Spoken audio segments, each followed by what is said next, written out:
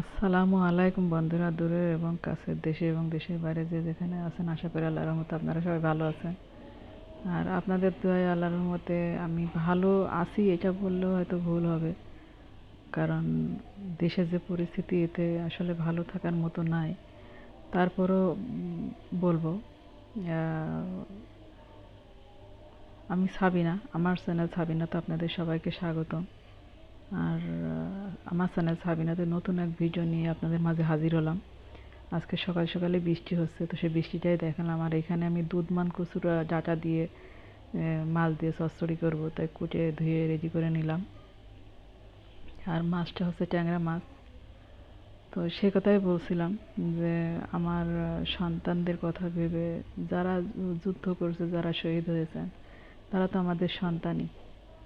আর তাদের কথা ভেবে এবং দেশের কী হবে সেসব কথা ভেবে আমার মনটা এত খারাপ আর এত অসুস্থ হয়ে পড়েছি। তো ভিডিও দিতে মন বলছিল না, কারণ আজ দুদিন ধরে আপনারা হয়তো খেয়াল করেছেন আমি ভিডিও দেই নাই।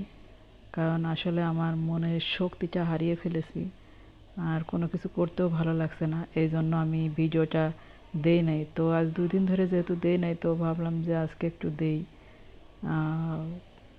সেই জন্য আমি সকাল সকাল আপনাদের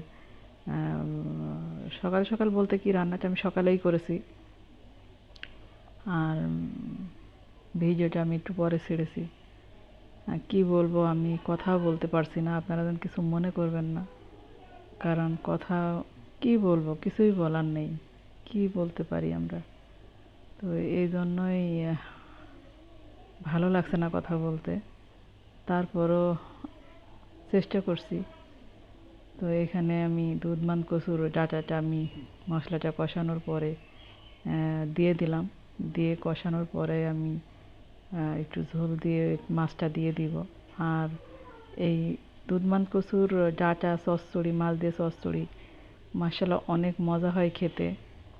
আর এটার পাতাও যদি আপনারা ভাতে দিয়ে সিদ্ধ করে ভর্তা করে খান, সেটাও মাশাআল্লাহ অনেক মজা খেতে।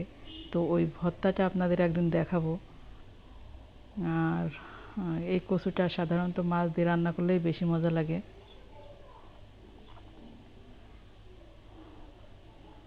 আর আমার ভিডিও যদি আপনাদের ভালো লাগে, তো আমার চ্যানেলটাকে সাবস্ক্রাইব করবেন, কমেন্ট করবেন এবং লাইক করবেন।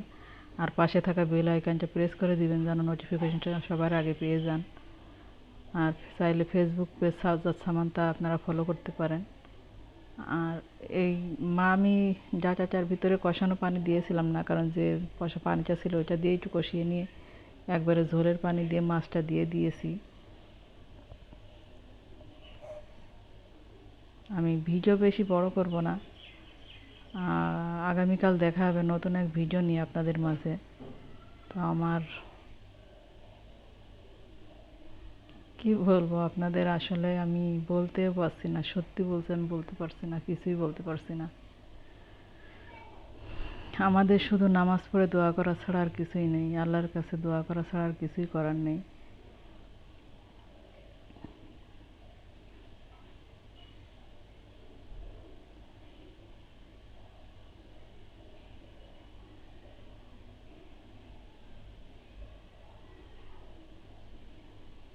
আমার কথা যদি ভুল হয় আর আমার কথায় যদি কেউ কষ্ট পান, আমি যদি গুছাই কিছু বলতে না পারি, তো আমাকে ক্ষমা করে দিবেন, সত্যি ক্ষমা করে দিবেন। হয়তো কিছু বলতে বলতে হয়তো আমি কিছু আপনাদের কষ্ট দেওয়া কথাও হয়তো বলে ফেলতে পারি। কারণ জানি না কি বলতে কি বলছি, আমি বুঝতেও পারছি না।